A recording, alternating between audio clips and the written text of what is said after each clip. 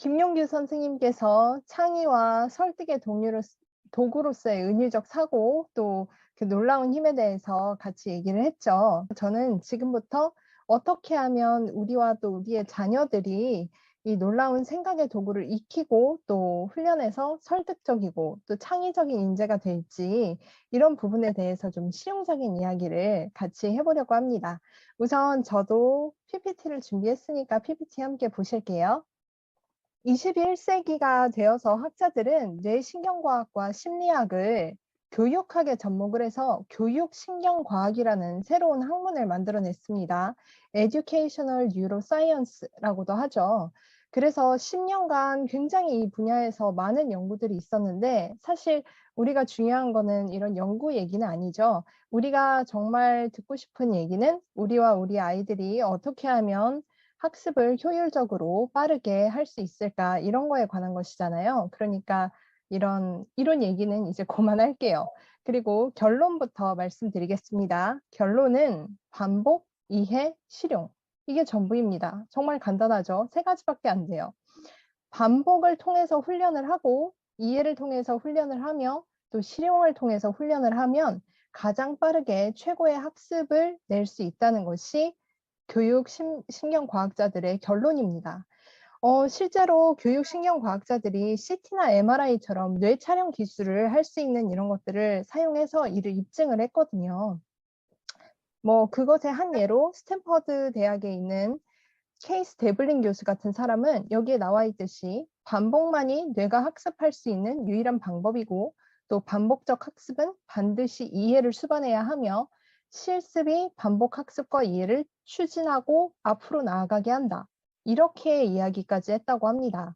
그러니까 우리가 반복과 이해와 실용을 계속해서 순환해 가면서 되풀이할 때 가장 최고의 학습 효과를 낼 수 있다는 겁니다. 그래서 사실 새로운 얘기는 아니에요. 생각해 보시면 악기 연주자들, 피아니스트나 바이올리니스트 같은 사람들은 곡을 처음부터 끝까지 쭉 치는 게 아니죠. 특정한 테크닉을 계속해서 반복하면서 연습을 하다가 이제 학교에 가서 교수님께 그 테크닉과 곡에 관한 이해를 듣고, 그러고 또 연습을 한 다음에 연주회에 나가죠. 여러분들이 잘 알고 계시는 김연아 선수나 손현재 선수 같은 스포츠 선수들도 마찬가지입니다. 트리플 악셀이나 트리플 러츠 같은 걸 계속해서 연습을 하죠. 넘어지지 않을 때까지. 그렇게 한 다음에 이제 곡을 받고 어디에서 어떤 동작을 해야 되는지 하면서 이해를 하고, 그리고 이제 경기장에 나가잖아요. 근데 이렇게 얘기하니까 이게 마치 특정 직업군을 가진 사람들에 해당하는 얘기인 것 같은데, 사실 여러분도 이런 거 다 해보셨습니다. 여러분 어렸을 때 구몬, 눈높이 이런 거 하시면서 덧셈, 뺄셈 하고 났더니 곱셈, 나눗셈 하시면서 정말 토 나오게 계산 연습을 하셨잖아요. 그리고 학교에 가셔서 이제 수업을 들으면서 어느 정도 이해를 하게 됐죠. 그리고 마지막으로 하신 게 이제 시험장에서 호되게 실습을 하셨습니다. 그런 거기 때문에 사실은 우리도 오늘 은유 학습을 따라하기, 분석하기, 실습하기, 이 세 가지 단계를 통해서 같이 훈련을 해보려고 해요. 물론 수학 때처럼 호되게 시험을 하지는 않겠지만요. 그래서 지금부터 저와 함께 하나하나씩 차근히 얘기를 해보도록 하겠습니다. 첫 번째 단계는 따라하기입니다. 탁월한 은유적 표현들을 반복하는 거죠. 좋은 시나 산문들을 낭송해 보시는 거예요. 암송을 하거나 필사를 할 수도 있습니다. 유명한 화가의 그림을 따라 그리거나 아니면 거장들의 악보를 이렇게 필사할 수도 있겠죠. 사실 제 친구 중에 웹툰 작가가 한 명 있거든요. 근데 그 친구가 왜 인체의 신비전이라고 굉장히 오래전에 뜨거웠던 그런 전시회가 있는데, 거기에 나온 카탈로그 같은 이런 걸 사다가 근육의 움직임이라든지 이런 걸 정말 매일매일 몇 시간씩 작업실에서 그리더라고요. 그래서 제가 왜 그렇게 하냐고 했더니, 그런 걸 그리고 반복하고 연습을 하고 나서 웹툰을 그려서 올렸을 때 독자들의 반응이 전혀 다르게 뜨겁다고 얘기를 하더라고요. 그 이유를 교육신경과학자들은 이렇게 이야기를 합니다. 반복 학습이 여기 PPT에서 보듯이 새로운 뉴런을 형성하고, 이 새로 생성된 뉴런들의 연결을 구성하여서 또 새로운 뇌신경망을 조직을 하는 거예요. 그리고 이 축색돌기를 둘러싼 미엘린의 생성을 도와서 정보를 더 정확하고 빠르게 전달을 하는 걸 돕는다고 합니다. 뭐 이런 거 우리 과학 시간에 많이 봤던 그림이겠지만 이런 얘기 그만하고 교육 신경 과학자들도 전문가들도 인정했다. 뭐 이런 얘기예요. 그래서 이 따라하기를 통해서 세계적으로 유명해진 천재 세 분만 여기 모셔보고 같이 얘기를 해 볼까요? 첫 번째로 요한 세바스티안 바흐입니다. 고전 음악의 아버지죠. 여러분도 잘 알고 계시다시피 바흐는 부모님이 일찍 돌아가셨어요. 그래서 굉장히 집안 환경이 가난했습니다. 그래서 작곡을 체계적으로 배우거나 이럴 기회는 전혀 없었어요. 대신 요한 세바스티안 바흐의 형이 교회의 지휘자였습니다. 그래서 형의 악보를 심지어 시력이 안 좋아질 때까지 필사해서 따라 그렸다고 해요. 그래서 나중에는 형이 보다 못해서 "너에게 종이를 사줄 돈이 없으니 이제 그만 좀 해라." 이렇게 얘기를 할 정도였다고 합니다. 두 번째는 우리 책의 표지에도 있는 분이죠. 파블로 피카소입니다. 피카소도 미술 학교를 뭐 열심히 다닌 우등생은 아니었어요. 대신 그는 미술관에 가서 매일매일 대가들의 작품을 베껴가면서 필사하고 또 모방해서 그리기도 하고 평생을 그렇게 살았다고 합니다. 그래서 벨라스케스의 시녀들이라는 그 작품, 피카소가 여러 버전으로 모방한 작품이 아직도 남아 있잖아요. 그 아주 유명한데 그렇게 하다 보니까 같은 시대에 활동했던 스위스의 조각가 자코메티라는 사람도 피카소에게 "남의 것만 베끼는 놈." 이렇게 디스를 했다고 합니다. 자코메티는 왜 그 얼굴 없고 굉장히 이렇게 긴 사람들이 발만 엄청 무겁게 있는 그런 조각상 만든 사람이죠. 그런데 여기에 대해서 파블로 피카소는 당당하게 "예술은 도둑질이다. 평범한 예술가들은 모방하고 위대한 예술가들은 훔친다."라고까지 말했다고 합니다. 마지막에 보여드릴 분은 일본이 낳은 건축가 안도 다다오입니다. 그는 부도 노동자였어요. 그러니까 건축에 대해서 배울 그런 기회가 그렇게 많지는 않았겠죠. 당연하죠.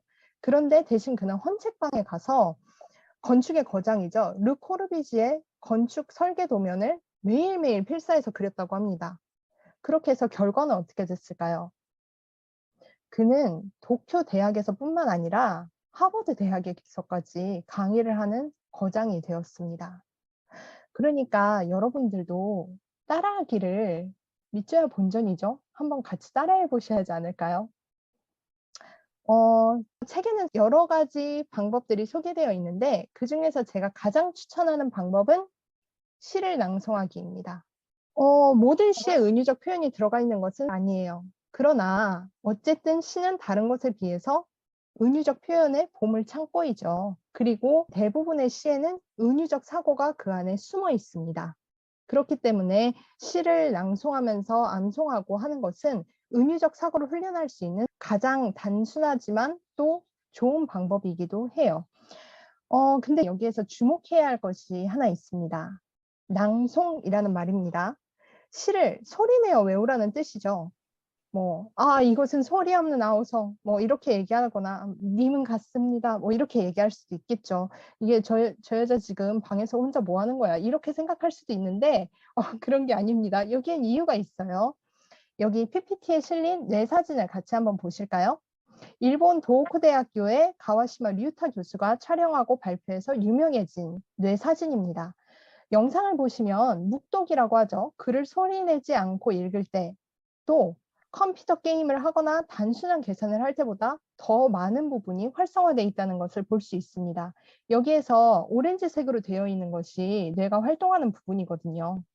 그런데 글을 소리내어 읽을 때, 낭송할 때는 마치 뇌가 하나의 커다란 오렌지처럼 보이지 않나요? 이 정도로 뇌 전체가 활성화된다는 이야기입니다. 정말 놀랍죠?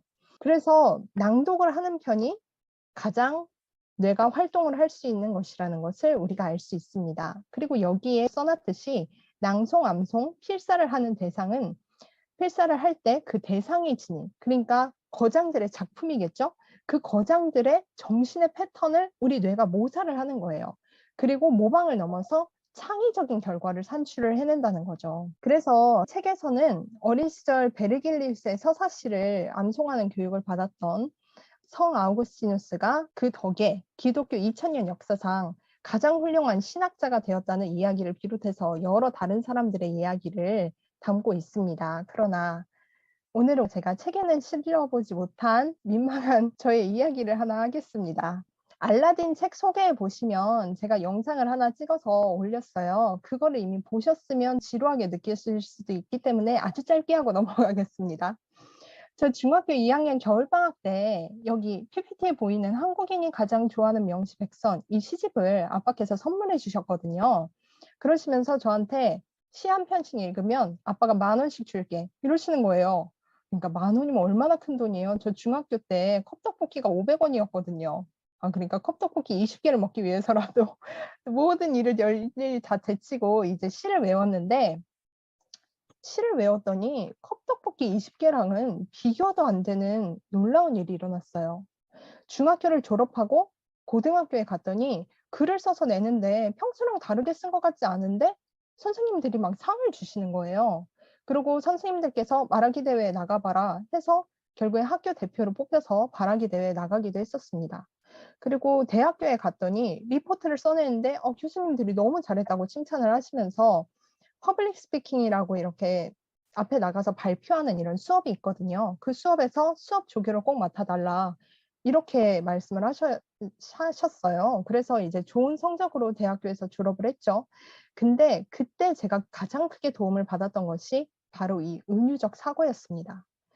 제 생각에는 중학교 겨울방학 때 추위를 이겨내면서 용돈을 위해 외웠던 이 시들이 그 은유적 사고 훈련에 큰 도움이 되었다고 생각을 해요. 그때 시 낭송과 암송이 아마 효과를 봤다고 생각을 하거든요.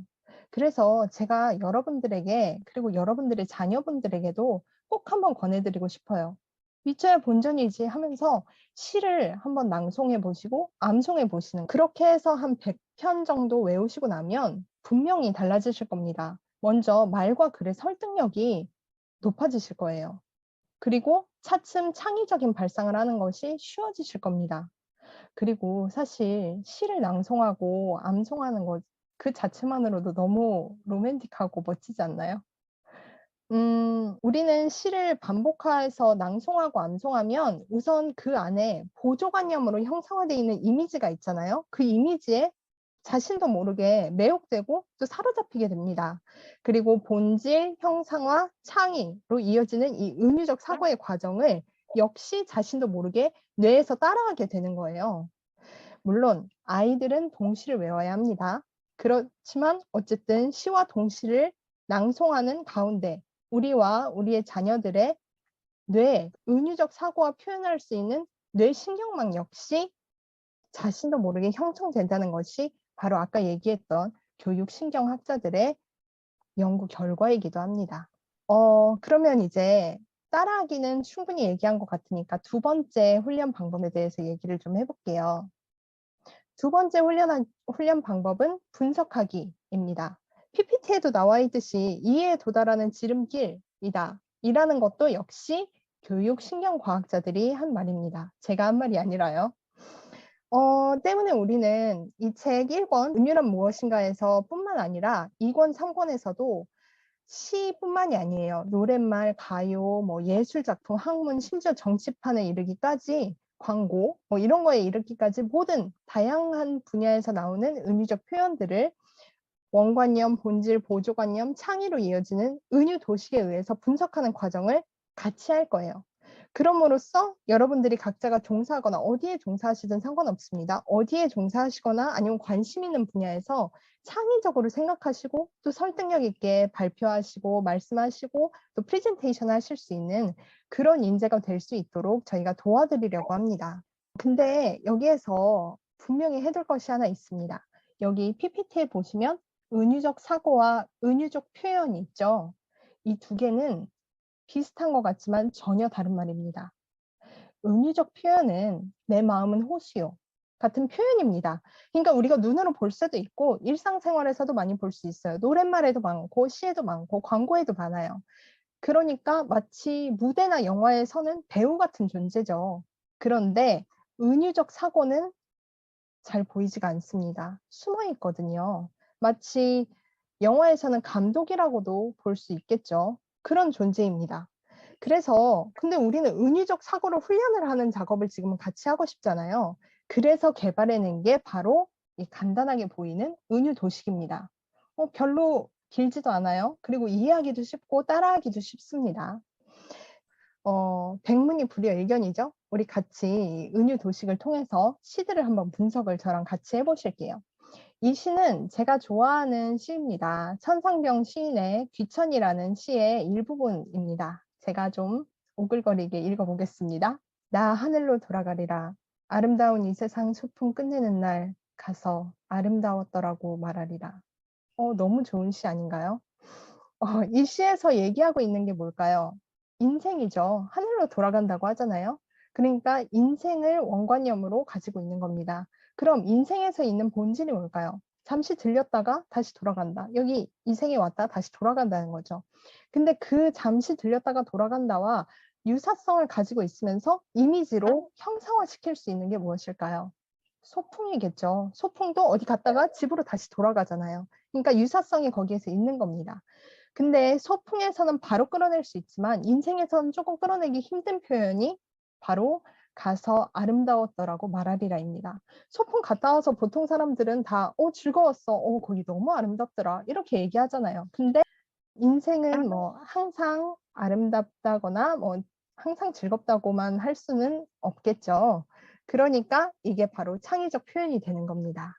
그래서 인생은 "가서 아름다웠더라고 말하리라." 이런 멋진 표현이 나올 수 있는 거겠죠. 기영도 시인의 빈집입니다. 이것도 굉장히 좋은 시예요. 제가 전문을 읽어 보겠습니다. 보시면서 은유적 사고를 생각해 보세요. "사랑을 잃고 나는 쓰네. 잘 있거라 짧았던 밤들아. 창밖을 떠돌던 겨울 안개들아. 아무것도 모르던 촛불들아 잘 있거라. 공포를 기다리던 흰 종이들아. 망설임을 대신하던 눈물들아. 잘 있거라. 더 이상 내 것이 아닌 열망들아. 장님처럼 나 이제 더듬거리며 문을 잠그네. 가엾은 내 사랑 빈집에 갇혔네." 너무 슬프죠. 이 시를 읽으면은 이 시는 뭐에 관한 것인가요? 마음이죠. 실현당한 마음입니다. 딱 봐도 뭔가 좋아하는 사람을 잃은 것 같은 막 슬픔이 묻어나잖아요. 그래서 그 원관념을 마음이라고 하는 겁니다. 그리고 여기에서 표현하고자 하는 그 마음의 본질은 실현당했다. 마음이 텅 비었다. 이런 거겠죠. 사랑하는 사람이 이제 없으니까요. 근데 그 텅 비었다를 마음은 우리 눈에 보이지 않잖아요. 그 텅 비었다는 그 느낌을 이미지로 형상화시킬 수 있는 가장 좋은 게 무엇일까요? 뭐 여러 가지가 있겠지만 이 시에서는 빈집입니다.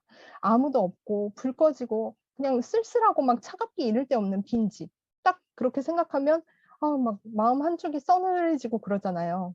그래서 여기서 빈집을 보조관념으로 가지고 온 겁니다. 빈 집에서는 그럼 끌어낼 수 있지만 마음에선 조금 끌어내기 힘든 창의적 표현은 "문을 잠그다"입니다. 집에는 문이 있으니까 문을 잠글 수가 있죠. 근데 마음에는 보이지도 않는데 문이 어디 있어요.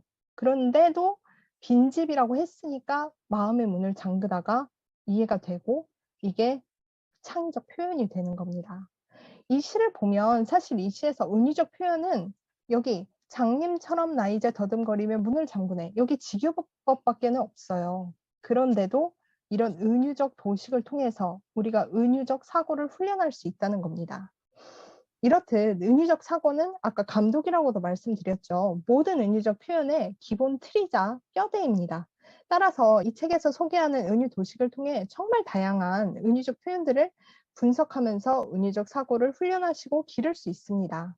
그것뿐만 아니라 그렇게 향상된 은유적 사고력으로 각자가 원하시는 어느 분야에서든 창의적 작업을 수행하실 수 있게 될 거라고 저는 확신을 합니다. 제가 연구 결과의 한 예잖아요. 그러니까요. 마지막으로 넘어가겠습니다.